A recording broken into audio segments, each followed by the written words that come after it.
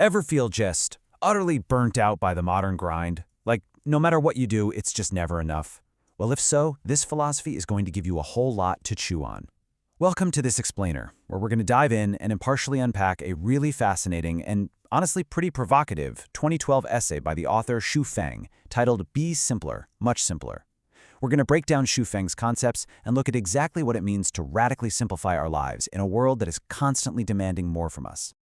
Right out of the gate, Xu Feng hits us with a pretty provocative core premise. He argues that the exhausting hustle, the constant ambition, and the endless greed of modern life, those are actually the root causes of our dissatisfaction. He frames life as just a temporary journey for the soul, right? A ride where eventually we all have to disembark. So everything we frantically accumulate, the promotions, the properties, the social status, ultimately amounts to nothing. It is a massive, direct challenge to the modern hustle culture that tells us we never have enough. So, that brings us to a really jarring question. What if the secret to a beautiful life is simply giving up? That's a wild thought, isn't it? It challenges us to consider if true peace actually comes not from achieving more or optimizing our daily routines or starting another side hustle, but from completely shedding our earthly and even our intellectual ambitions. It's a total inversion of literally everything most of us are taught about how to live. To really wrap our heads around this, we can organize Xu Feng's mandates into three distinct pillars. Let's start with Pillar 1, material and social detachment. Xu Feng draws this really stark contrast here. On one side, we have the typical modern pursuit. You know the drill: buying houses, getting new cars, stashing away money, and endless, exhausting networking. But against all of that, he presents the Lifechanyuan ideal. This is a state where you possess absolutely nothing, but somehow you lack for nothing. Instead of fine dining or prestigious dinner parties, the text actually celebrates basic survival. We're talking eating salted turnips and steamed cornbread by a simple bamboo fence. He argues that this unburdened setting is way more beautiful than even the most ornate, expensive temples, simply because it is entirely free of anxiety. To actually reach that state, Xu Feng fires off a rapid-fire list of societal expectations we absolutely have to discard if we want to travel light. Lasting fame? Discard it. Bank accounts? Toss them. Those thick, complex books on how to be successful? Forget them. He urges us to walk our own path, completely free from the exhaustion of extravagance, passing judgment, and especially flattering those with power and influence. Just imagine the pure mental energy you'd save if you just stopped trying to impress people. Speak your own words, he says, and just be your own person. Now, when it comes to discarding judgment, the essay employs a surprisingly visceral metaphor. He writes, "The mouth should not despise the anus for being too dirty, and the anus should not be envious of the mouth's nobility."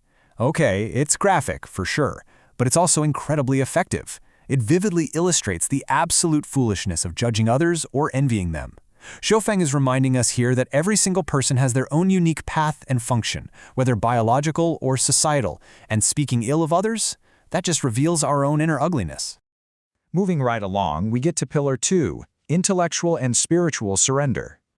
Okay, this is where Xu Feng makes a startling argument against modern education and intellectual pursuit. He flat out says, do not crave knowledge. For anyone out there suffering from upskilling anxiety or the constant pressure to always be learning, this is a seriously radical thought. He points out that earthworms and little birds live perfectly content lives without reading a single book.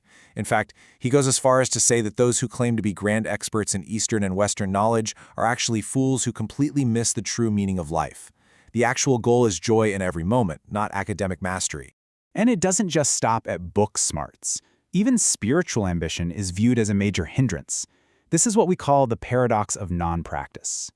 Xu Feng argues that constantly expecting to become a celestial being, or a Buddha, or trying so hard to achieve some perfectly enlightened state is actually a form of toxic attachment. It holds you back.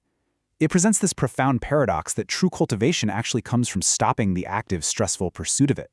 He sums this up beautifully with this quote: "The highest realm of Buddhism is non-practice, and the highest form of martial arts is non-technique. The most refined management is non-management." By comparing spiritual non-practice to the ultimate effortless mastery found in martial arts and business, the text reinforces that true mastery is fluid and natural. It's about actually living in the present, joyful moment rather than agonizing over your future gains, whether those gains are financial or spiritual. So, if we aren't studying complex books, what are we supposed to do?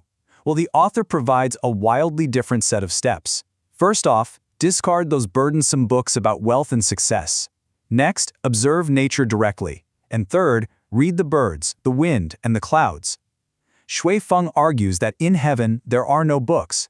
Everything in existence is already the best revelation you could ask for. If you find yourself idle, he says, go read the rain, the snow, the bees, and the small streams instead of doom-scrolling or cracking open yet another self-help guide. So, if we strip away all that wealth, the academic knowledge, and the spiritual striving, what is actually left? That brings us to Pillar 3, the Lifechanyuan ideal. This leads us to what the text calls Lifechanyuan's second home.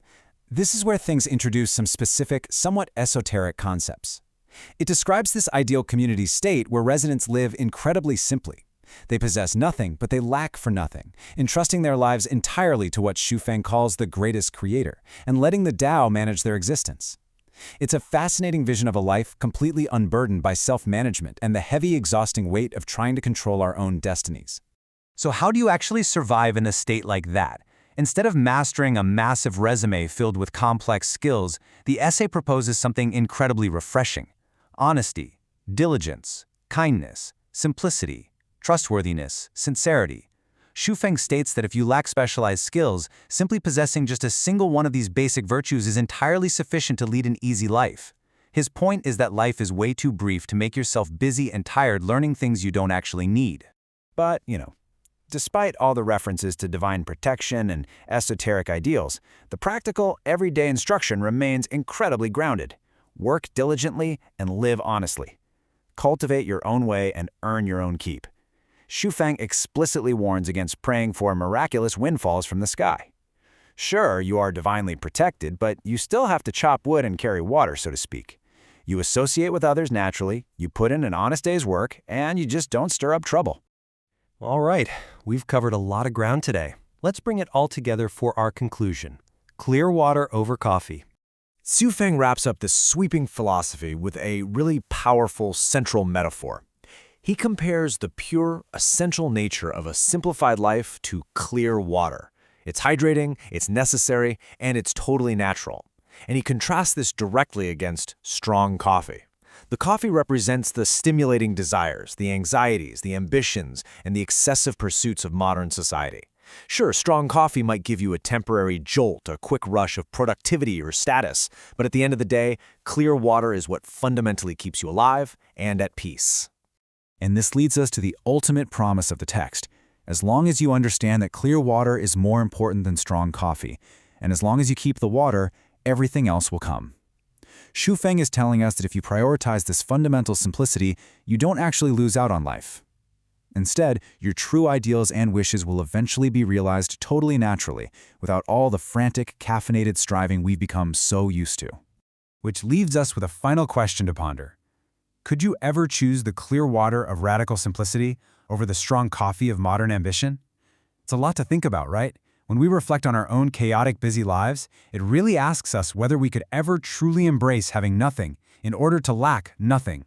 Thank you so much for joining me on this explainer. Keep reflecting on these ideas, and I'll see you next time.